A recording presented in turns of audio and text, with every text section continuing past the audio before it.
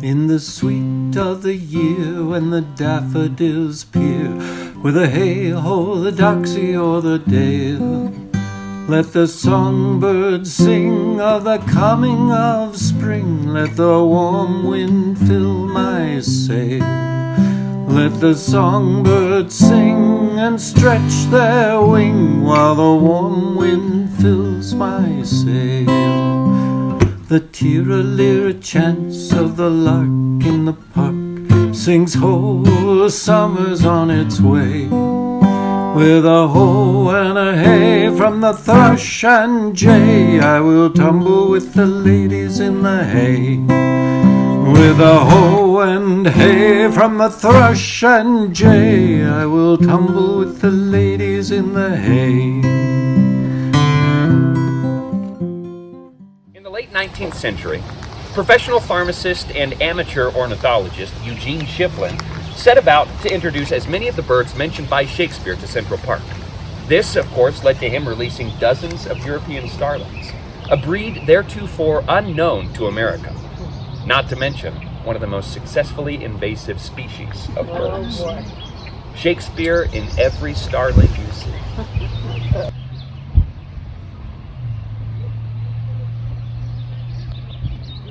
Should I wade no more, returning were as tedious as go o'er.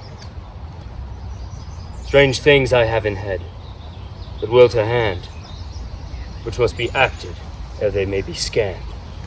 Men for their sons, wives for their husbands, and orphans for their parents' timeless death shall rue the hour that ever thou wast born. The owl shrieked at thy birth, an evil sign. The night cried, a boding luckless time. Dogs howled, and hideous tempest shook down trees. The raven hooked her on the chimney's top, and chattering magpies in dismal discord sung. Benvolio, trying to distract the ever-moping Romeo from sweet Rosaline, remember, she came first, invites Romeo to compare her face to some I shall show, and I will make thee think thy swan a crow.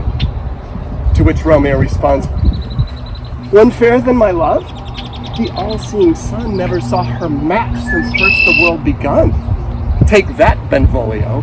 The swan is also a symbol of fidelity. Picture a pair of swans, their necks entwined, forming the symbol of a heart. It's a symbol of love and faithfulness.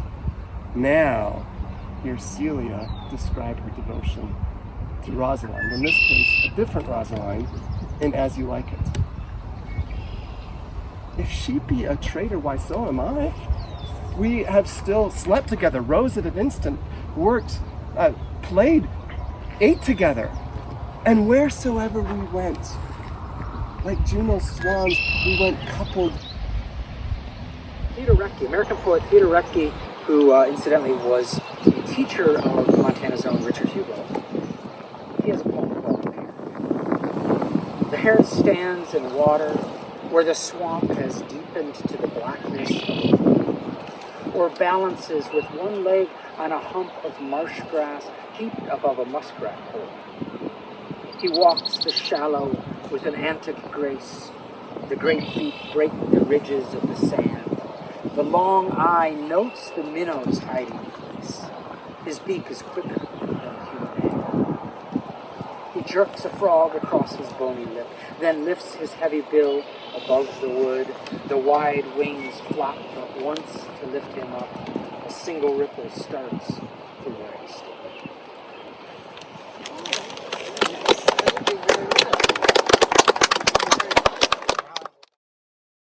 Right now, I'm just here and I'm drawing birds here and there.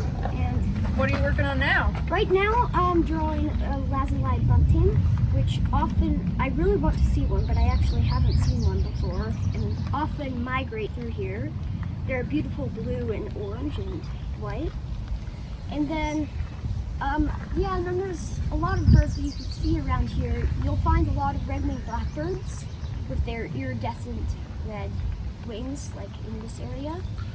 And then chickadees are often in here too. I actually threw one way back. Some say the lark and loathsome toad change eyes. Oh, I would they had changed voices too. Since arm from arm that voice doth thus affray, hunting thee hence, till hunts up to the day. Oh, be gone, more light and light it grows. More light and light, more dark and dark our woes. In these thoughts, myself almost despising, haply I think on thee, and then my state, like to the lark at break of day, arising from sullen earth, sings hymns at heaven's gate. For thy sweet love remembered, such wealth brings that then I scorn to change my state with kings.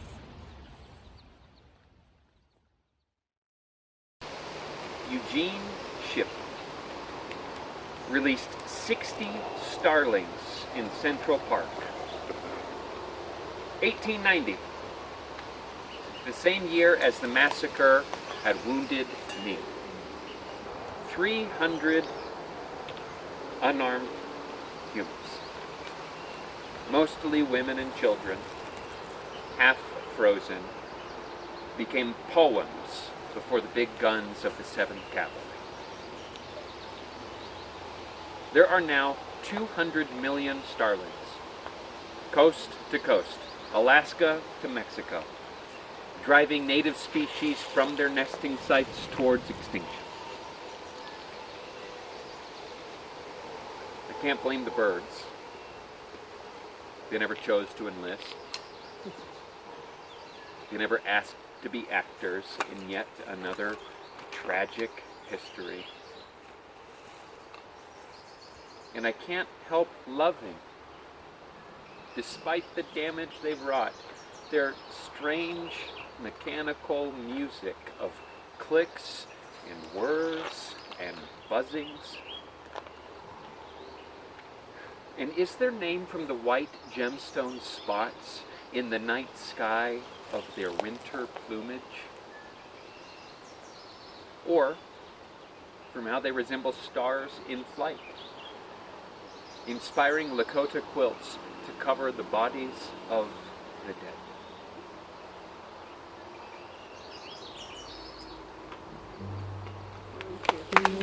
Daisies hide